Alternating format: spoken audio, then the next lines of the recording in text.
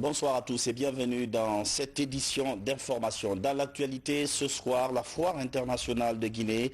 Le coup d'envoi a été donné hier mardi. Les activités sont lancées par le Premier ministre, chef du gouvernement. L'événement vise à promouvoir les produits locaux. Bientôt le lancement des travaux de construction de l'Institut national de la santé publique. L'accord de financement est signé avec la coopération japonaise. La première tranche porte sur 13 milliards de francs guinéens. L'événement a réuni quelques-uns de ses anciens collaborateurs. Le grand FIDA organisé en la mémoire de feu le général Lansana Conté a eu lieu hier à Dubrega. Des prières 12 ans après la disparition du président de la Deuxième République. Voilà pour les titres. Mesdames, Messieurs, bonsoir. Tout d'abord, ce message du président de la FIFA adressé à son Excellence, M. Alpha Condé, président de la République de Guinée. Monsieur le Président, empreint de merveilleux souvenirs de notre rencontre dans votre pays en janvier 2019, je tiens à vous adresser au nom de toute la communauté du football et à mon nom propre nos félicitations les plus chaleureuses pour votre réélection à la présidence de la République de Guinée pour un autre mandat. Il ne fait aucun doute que votre importante contribution à la stabilité et au développement économique de votre pays au cours de ces dernières années, vos qualités de dirigeants et vos qualités humaines vous permettront de relever une fois de plus ce nouveau défi à la tête de la République de Guinée et continueront à avoir un impact significatif sur la croissance stable de votre pays. Par le biais de cette lettre, je voudrais également réitérer mes sincères remerciements et félicitations pour votre engagement à soutenir le développement du football dans tout votre pays et à souligner le rôle important que joue le football pour faire tomber les barrières culturelles et sociales en les rendant accessibles à tous. En vous souhaitant bonne chance et plein succès pour tous les défis qui vous attendent dans l'accomplissement de ce nouveau mandat, je me réjouis de vous revoir bientôt pour vous féliciter de vive voix. En cette fin d'année, je vous souhaite, ainsi qu'à votre famille, vos proches, votre pays et tous ses habitants, une année 2021 heureuse, prospère et pleine de santé. Je me réjouis de vous revoir très bientôt, bien à vous, signé du président de la FIFA, Gianni Infantino. C'est parti pour la foire internationale de Guinée. L'édition 2020 a été lancée hier par le Premier ministre, chef de gouvernement. L'événement vise à promouvoir les produits locaux et créer des espaces commerciaux. Adi Kamara. La deuxième édition de la foire internationale de Guinée est dédiée à la valorisation de la production locale. Un soutien en prélude de l'intensification des échanges commerciaux entre les pays du continent. Cette foire d'intégration est ouverte aux produits de la sous-région. Plus de 200 exposants prennent part à cette manifestation commerciale initiée par un promoteur privé, Benedi Record. Le terme choisi pour cette deuxième édition est « Ensemble, bâtissons une Guinée émergente à travers nos produits locaux ». Elle se fixe comme objectif la promotion de nos produits locaux, la facilitation et le renforcement des échanges commerciaux entre les pays de la sous-région ouest africaine. C'est le Premier ministre qui a procédé à l'inauguration de cette deuxième édition de la Foire internationale de Guinée. Dr Ibrahima Kassouri Fofana a rassuré les producteurs guinéens de la détermination du gouvernement sous le leadership du professeur Alpha Condé à leur apporter l'appui économique nécessaire pour juguler les effets dévastateurs de l'épidémie du Covid-19 sur l'économie nationale. La pandémie affecte nos vies par des pertes en vies humaines, affecte nos vies par la perte de la santé, affecte nos revenus parce qu'il y a une contraction de l'activité économique. Ce qui exportait hier ne peut pas exporter aujourd'hui. Les marchés se sont rétrécis. Les emplois sont perdus.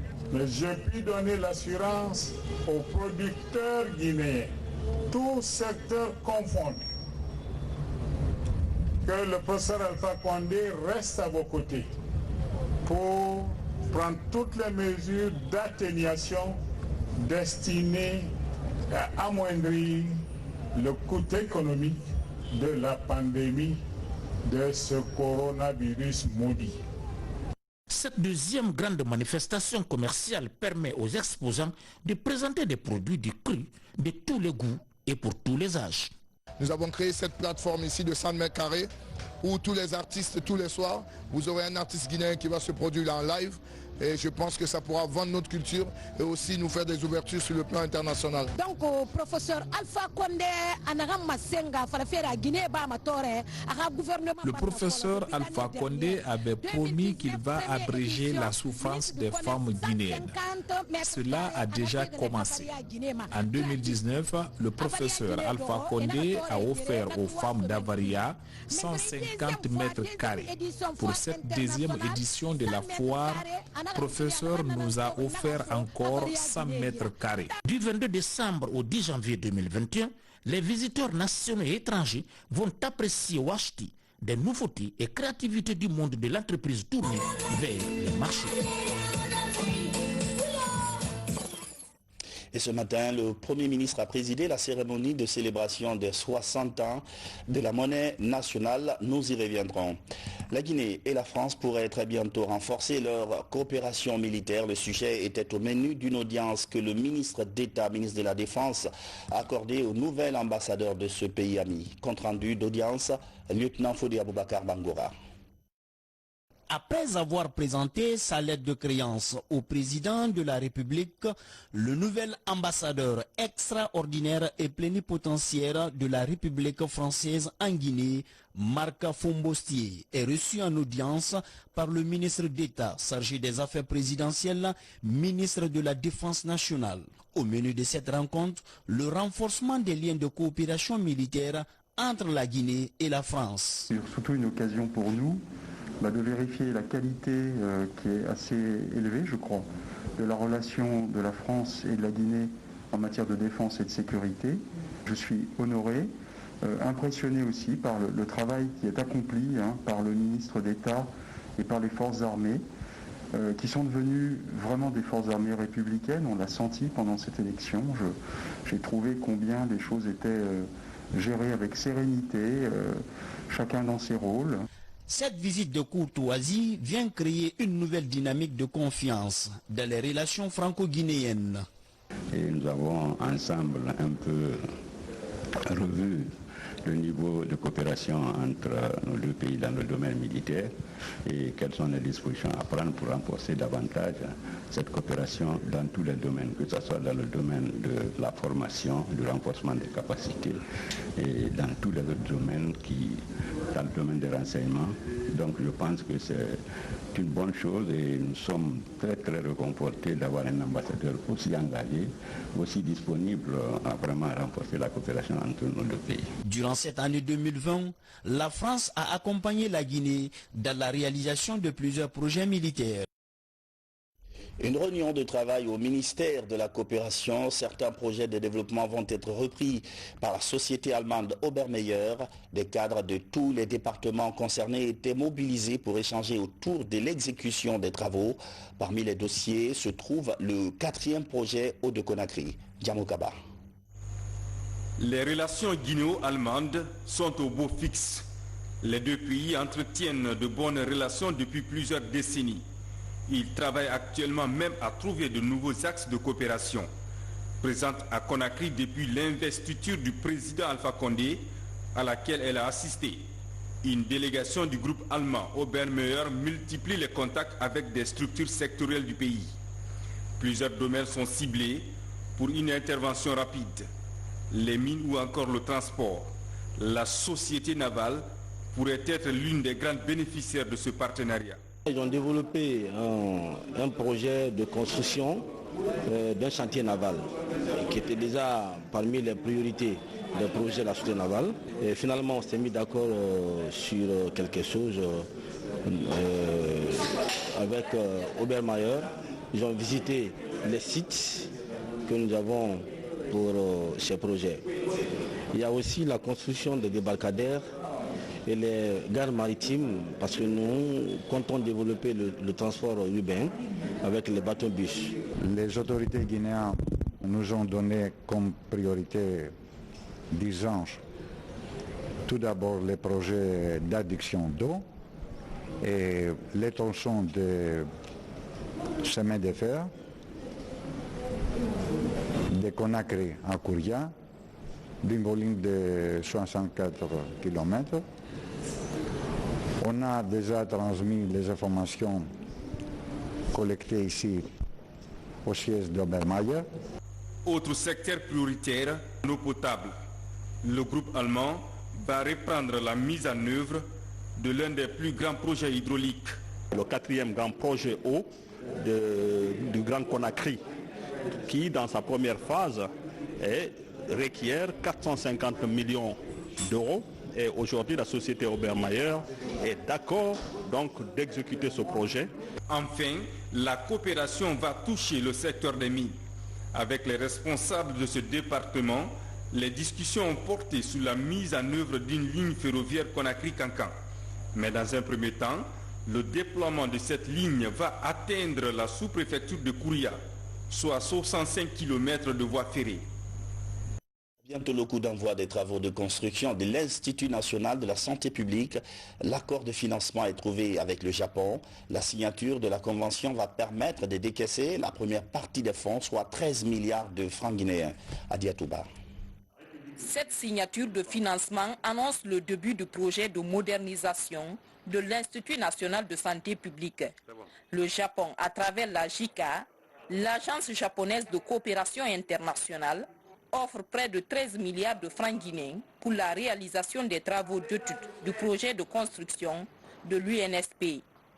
L'idée de construire un nouveau siège moderne et adopter aux nouvelles techniques a surgi à l'issue de l'analyse de posteriori de la lutte contre l'épidémie Ebola.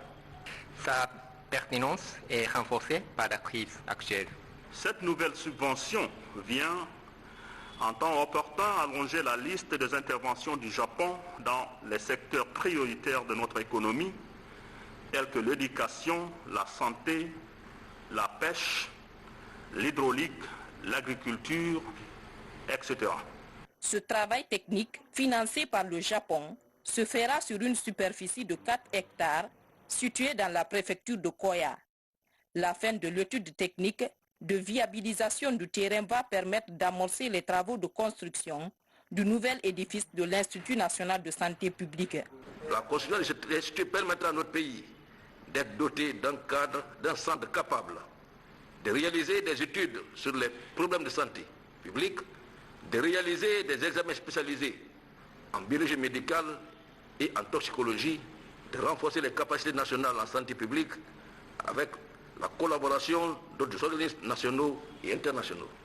Au total, ce sont 23 millions de dollars que le Japon compte débourser pour ce projet de construction du nouvel établissement de l'Institut national de santé publique et son équipement. Un appui qui permettra à la Guinée de renforcer davantage son système de santé en dotant le pays d'un établissement de biologie moléculaire de haut niveau.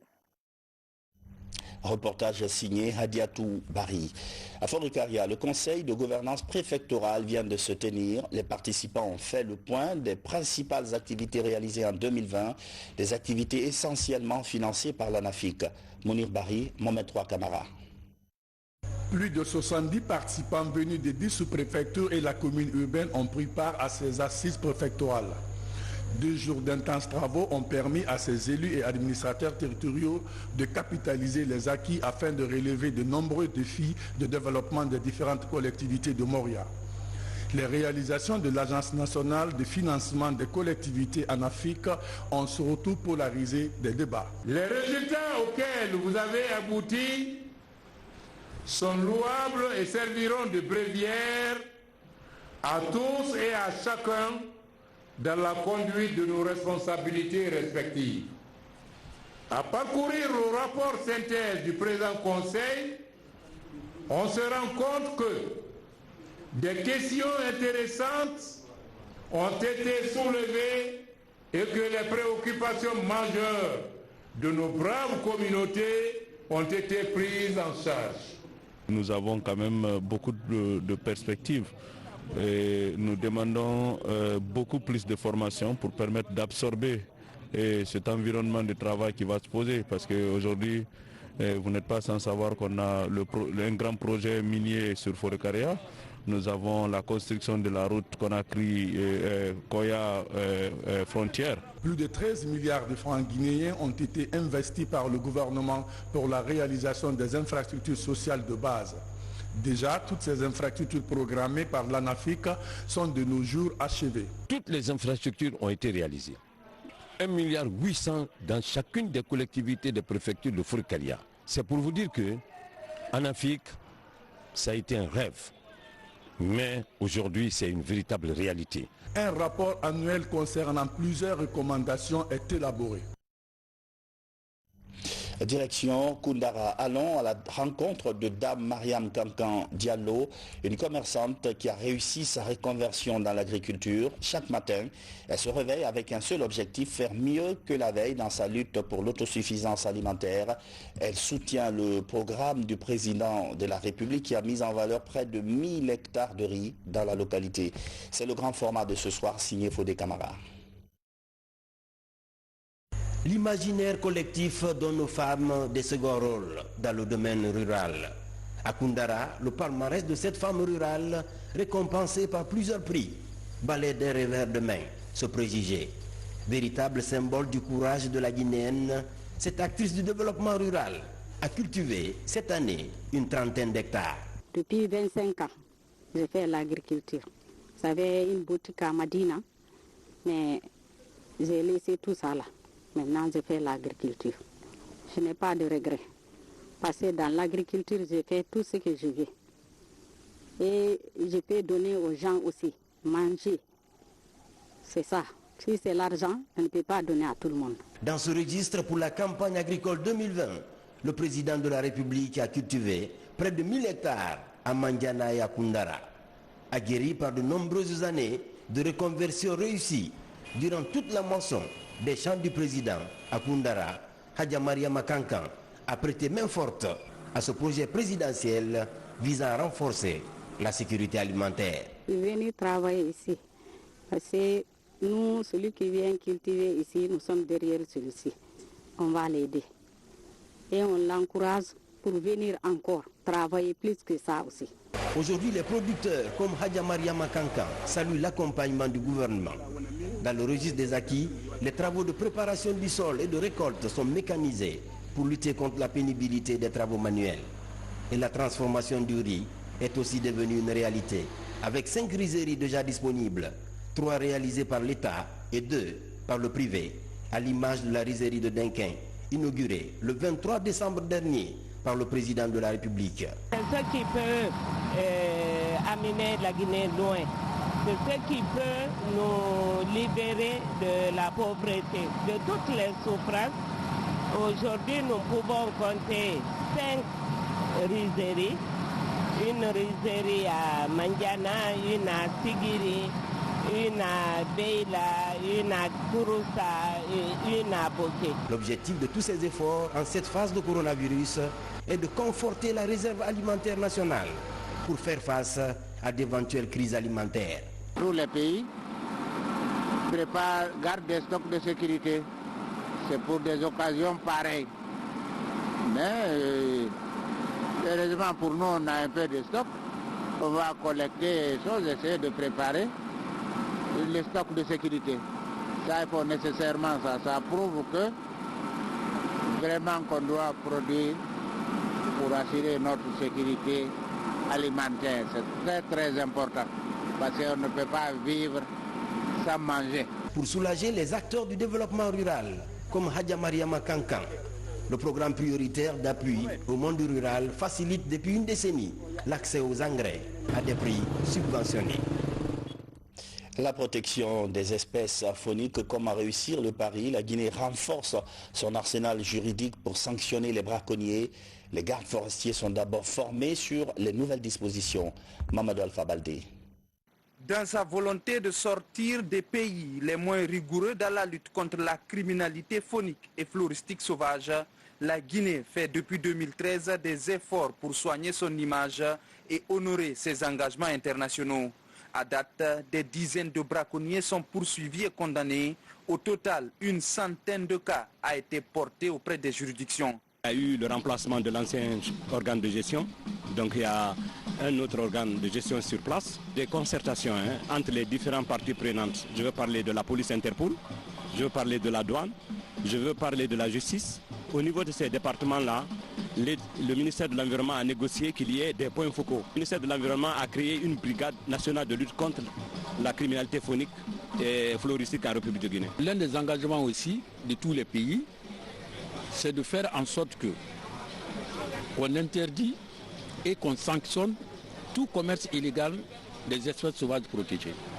Pour renforcer le dispositif national de lutte contre cette forme de criminalité, des représentants de la justice, de la douane et du corps des conservateurs de la nature renforcent leur capacité dans la connaissance des espèces menacées de disparition. Si les agents des services de douane, les agents des services de police ainsi que les conservateurs de la nature ne sont pas informés, ne savent pas ce qu'il faut faire dans le cadre de cette lutte-là, ne peut pas faire la différence entre ces différentes catégories d'espèces, il est évident que la lutte ne pourra pas porter à grand chose. Nous avons fait des déplacements à travers l'Afrique et l'Europe pour sensibiliser, pour montrer la volonté farouche du gouvernement pour lutter contre la criminalité faunique. Sous sanction de la Convention CITES qui lutte contre le commerce illégal des espèces protégées, la Guinée est sur la bonne voie pour sortir très prochainement du lot des pays qui protègent moins sa diversité écologique.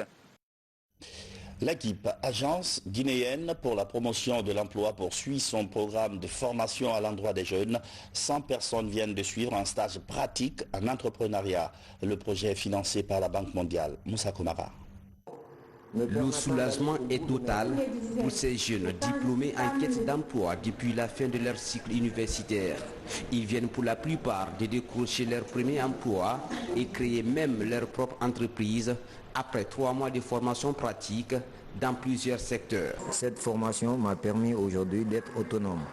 Je peux bien sûr chercher du travail et aller travailler dans des entreprises, mais aussi à travers cette formation, aujourd'hui je suis prêt à me lancer dans l'entrepreneuriat. D'ailleurs, c'est ce que je fais. La philosophie du programme baptisé Éducation à l'emploi est de faciliter l'employabilité des jeunes. Pour cette étape assurée par l'Institut supérieur de l'informatique et management ISIM, les résultats sont concluants. Dans le cadre du projet 75 jeunes dans lesquels que nous avons formés dans 6 thématiques différentes. D'abord des thématiques des métiers de l'informatique comme le webmaster, les développements d'applications, l'infographie et 3 autres thématiques supplémentaires que sont la logistique, le marketing et les techniques de vente pour former les professionnels de la vente. Et nous avons aussi formé un 3e groupe dans l'hygiène, santé et la sécurité. Ces jeunes ont été tous tirés de la base des données de l'Agence guinéenne pour la promotion de l'emploi AGIP. Le programme est la composante 2 du projet Booster les compétences pour l'employabilité des jeunes financé par la Banque mondiale. Plus de 1700 jeunes ont à ce jour été accompagnés soit en stage ou en création d'entreprise. Les prochains défis sont importants. Notre priorité actuellement, c'est de faire en sorte que les jeunes aussi puissent intégrer les entreprises minières. Le secteur minier est très important, donc nous sommes en train de faire avec la GIP toutes les démarches pour que les entreprises minières, dans ce contexte de Covid, puissent prendre un certain nombre de jeunes. On a rencontré le président de la Chambre des mines, on a rencontré individuellement les entreprises minières sous le leadership bien entendu du ministre de la Jeunesse et du ministre Magasuba, ministre des Mines. Le partenariat public-privé est ici encouragé. Les initiatives vont l'intensifier afin d'atteindre leurs cibles, des cibles dont l'âge varie de 15 à 35 ans au maximum. Littérature, le livre du président Alpha Condé présenté comme une source d'inspiration. Un mot revient souvent dans l'ouvrage La Patience. Le contenu du livre a été expliqué récemment au stade de Nongo, un exercice piloté par le ministre Thibaut Camara. On fait le point avec Djamo Kaba et Abdoulaziz Baldé. La Guinée et ses partenaires appuient d'œuvre dans la lutte contre la migration clandestine. Pour faciliter l'insertion de jeunes migrants après leur retour au bercail, l'OIM, à travers quelques ONG locales, initie certains jeunes au métier des graffitis. Amadou Tidiane Doumbouya était en partance pour l'Europe, plus précisément l'Espagne. De retour au pays, il est graffeur du métier. Dans son nouveau job, il s'illustre à travers des dessins. Je n'ai jamais rêvé d'être graffeur.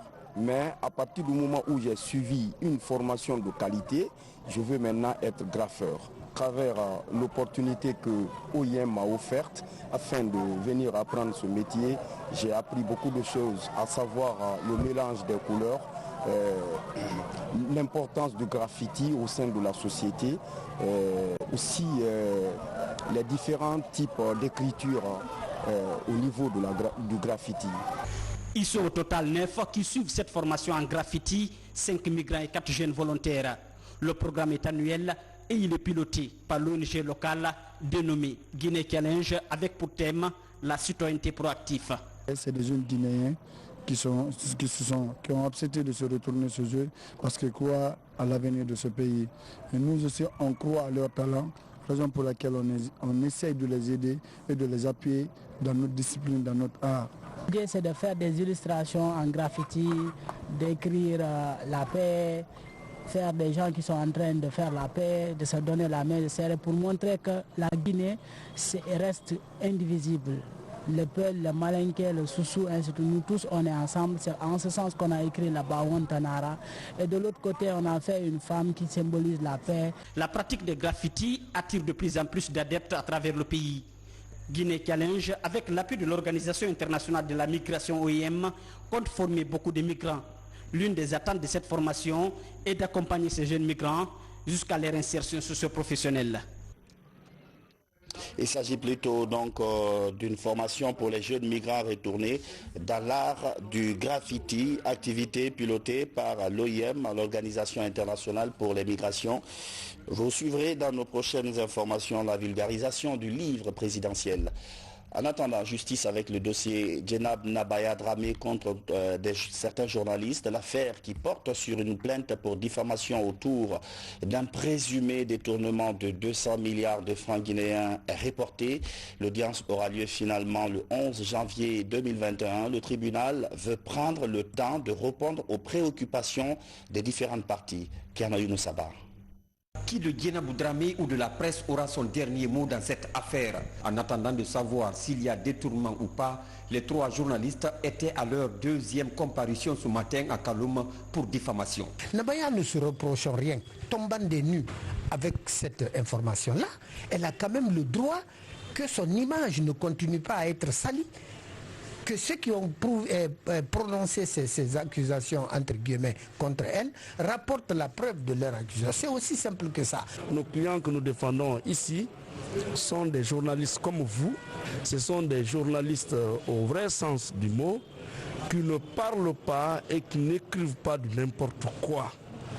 Donc, le dossier a été finalement remis en délibéré pour le 11 janvier pour que le tribunal se prononce sur les demandes proposées par le procureur, notamment l'irrecevabilité ou le sursis à statuer. En cette 2e journée des audiences, des questions de procédure ont été aussitôt soulevées. Les avocats de la partie civile, soutenus par ceux de la défense, ont défendu mordicus sur la fixation de ce qu'ils appellent caution. Mais le procureur de la République s'est montré opposé à cette demande et favorable à la poursuite des enquêtes en information contre X dans le détournement présumé de 200 milliards. La présidente du tribunal a mis cette affaire en délibéré. C'est ça la procédure, pour répondre à tous les questionnements que chacun de nous a eu à poser. Les avocats qui demandent que le montant, un certain montant soit consigné, comme ils le disent, que c'est à partir de là qu'on va discuter de fond. Ce que j'ai refusé, moi, j'ai proposé que cette demande soit purement et simplement rejetée parce que c'est une obstruction à la procédure que j'ai engagée au niveau du cabinet d'instruction pour chercher l'auteur de demande de n'importe. Au terme des débats houleux entre avocats et ministère public, le dossier a été renvoyé pour le 11 janvier prochain. Et la suite dans ce dossier dépendra de la décision du tribunal. Une année 2020 très difficile, mais une année durant laquelle certains journalistes se sont armés de courage et de professionnalisme pour jouer leur rôle, informer les citoyens. Et justement, au mois de mars prochain, ce sera le moment de distribuer les bons points et les récompenses. Une structure a décidé de s'engager dans cette voie. Ces activités ont été lancées ce matin. Le point avec Mamadou Saliouba. Désormais, les meilleurs journalistes et techniciens guinéens seront distingués par la nouvelle structure Media Awards. Catégorie audiovisuelle pour hommes et femmes. Premier prix du meilleur reporter radio. Deuxième prix du meilleur reporter télé. 3. Prix du meilleur ou de la meilleure présentatrice de journal télévisé et de journal parlé. Au total, 15 prix sont annoncés pour honorer les hommes des médias dans plusieurs catégories. Pour cette première édition, les meilleurs journalistes et techniciens seront distingués le 27 mars prochain. Une action soutenue par le ministère de l'Information et la Haute Autorité de la Communication. Que ce journaliste ou cette journaliste, lorsqu'il aura été désigné, que toute la corporation salue le choix et que ce ne soit pas le contraire. J'espère donc que vous ne ménagerez aucun moyen pour aller dénicher ce journaliste qui sera applaudi ce jour-là. Je suis d'autant plus rassuré que l'initiative vienne de vous, parce que le jugement par les pairs est encore beaucoup plus efficace que le jugement par des institutions de régulation ou d'encadrement. L'autre objectif recherché par la Media Awards, créer l'émulation et promouvoir l'excellence dans l'espace médiatique guinéen. Enfin, un grand FIDAO sur fond d'appel à l'unité nationale. 12 ans après son décès, quelques anciens collaborateurs du président Lansana Conté continuent de lui rendre hommage. Le sacrifice a eu lieu hier dans le village natal du défunt, Mohamed Seyar Souma. Entre Filaya et Lumbaya, le lac, une des résidences du général Lansana Conté. C'est ici que repose à jamais le deuxième président de la Guinée. 12 ans après sa disparition, le complexe affiche complet. La mobilisation n'est pas fortuite, elle offre l'opportunité de renouveler les prières pour le repos de l'âme du président Conté. Mais il n'y a pas que cela. Nous avons voulu cette fois-ci que le cachet soit particulier. Depuis hier ni pour ceux qui étaient là, il y avait beaucoup plus de conférences que de cantiques. Et le thème principal de la conférence, c'était l'unité. L'unité dans la famille, l'unité dans le village, l'unité nationale. Sages, parents, amis et collaborateurs saluent la mémoire de l'illustre disparu. L'acte intervient à la lecture du Saint-Coran, appelé FIDAO, moment de prière et d'invite au vivre ensemble. Le message de ce souvenir et de ce moment de prière, c'est un message de paix, de fraternité et de tolérance. Pour preuve, le chef d'État, le professeur Alpha Condé, envoie une délégation pour participer à cette cérémonie. D'autres Guinéens sont là, de toute sensibilité, de toute origine, pour prier pour l'âme du défunt. Prier aussi, il faut reconnaître, pour que la tolérance et l'acceptation d'autrui s'améliorent dans notre pays. Le général Lansana Conté a tiré sa révérence le 22 décembre 2008, après 24 ans passés à la tête de la Guinée.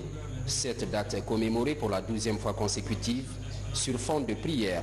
Le défi pour la famille est de perpétuer cette cérémonie religieuse. C'était tout pour les informations au compte de ce soir, mais avant de vous quitter, je rappelle qu'aujourd'hui, c'était la célébration en différé de la fête du 60e anniversaire de la monnaie nationale, un événement présidé par le Premier ministre, chef du gouvernement. Nous y reviendrons. Fini cette édition, bonsoir.